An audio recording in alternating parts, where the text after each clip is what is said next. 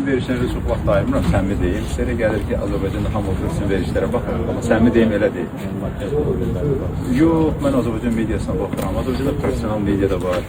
Ancaq Verilişlərinizə çox vaxt ayırmıram, səmimi deyim. Sizə elə gəlir ki, Azərbaycanda hamı oturub sizin verilişlərinizə baxır. Elə deyil.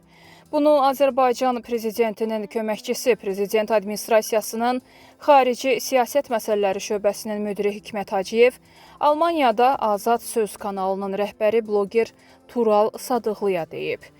həyatda ən bir çətin şey vətənə xəyanət etməkdir, dövlətinə xəyanət etməkdir. Mən o statusda yaşayan insanlara səmimi deyirəm, ən yazığı gəlir. Düzdür, Allahın yazığı gəlsin, amma bunu mən bir bədbəxtlik sayıram. Həyatda ən çətin şey vətənə, dövlətə xəyanət etməkdir.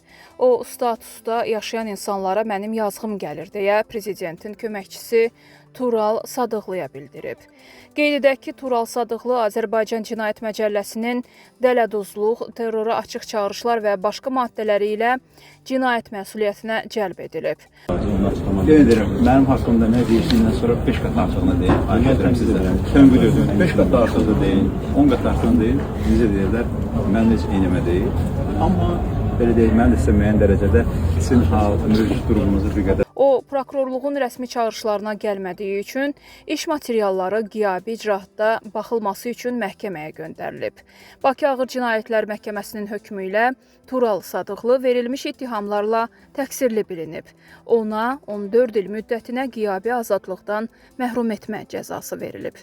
Azərbaycan vətəndaşısınızsa, biz hər bir Azərbaycan vətəndaşını dəvət etməliyik. Sizin öz qərarınızdır. Çünki şu var, istintaq əməkdaşlığı edin, cinayət cavablarınızı verin.